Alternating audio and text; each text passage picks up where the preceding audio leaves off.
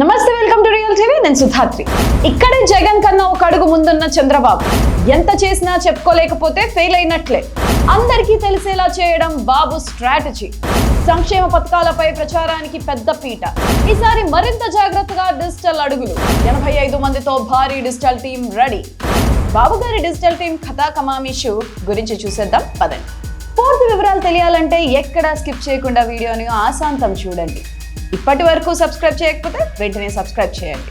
ఒక ప్రొడక్ట్ బాగా తయారు చేస్తే సరిపోదు, దాని గురించి అందరికీ తెలిసేలా చేయడం చాలా ముఖ్యం. మనం చేసే పనులైనా అంతే, ఏ పని చేసినా అది చేయడం ఎంత ముఖ్యమో నలుగురికి తెలిసేలా చేయడం కూడా అంతే ముఖ్యం. 2024 అసెంబ్లీ ఎన్నికల ఫలితాల తర్వాత వైఎస్ జగన్మోహన్ రెడ్డి ప్రసంగం చూసిన వాళ్ళకెవ్వరికైనా ఇది ఇట్టే అర్థమవుతుంది.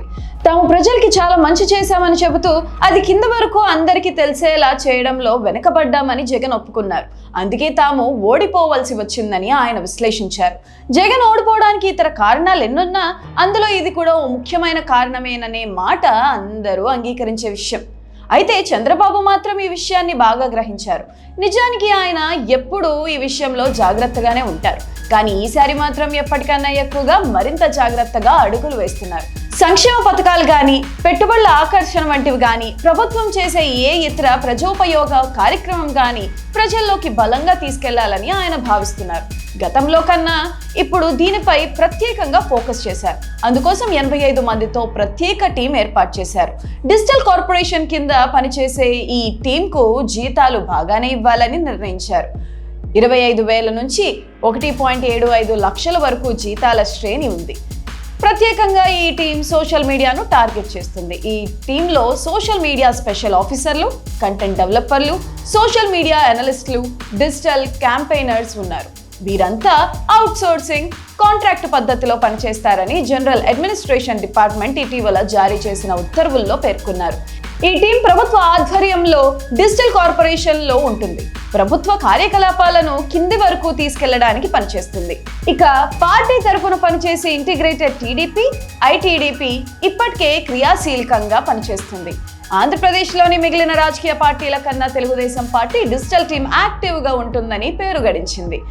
ఐటీడీపీ కింద పనిచేసే టీం పార్టీ కార్యక్రమాలను, సిద్ధాంతాలను, నిర్ణయాలను డిజిటల్ ప్లాట్ఫామ్లలో ప్రజలకు చేరవేస్తుంది. ఇది మల్టీ లేయర్ డిజిటల్ నెట్వర్క్ గా పనిచేస్తుంది.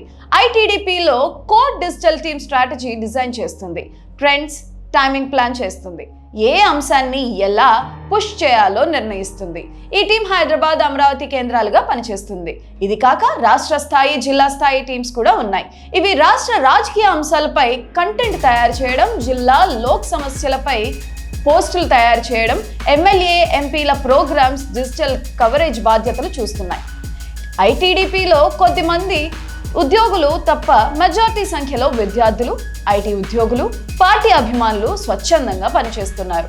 సోషల్ మీడియా ప్రాధాన్యత పెరిగిపోయిన ప్రస్తుత దశలో అన్ని పార్టీలు తమ డిజిటల్ నెట్వర్క్ను, సోషల్ మీడియా టీంలను పటిష్టం చేసుకునే దిశలో తలమునకలవుతున్నాయి. ఈ అంశంపై మీ అభిప్రాయం కామెంట్ చేయండి. ఈ విశ్లేషణ మీకు నచ్చినట్లయితే లైక్ చేయండి, షేర్ చేయండి. ఇలాంటి మరెన్నో కథనాల కోసం మా ఛానల్ను సబ్స్క్రైబ్ చేయండి. Thank you for watching. చూస్తూనే ఉండండి రియల్ టీవీ.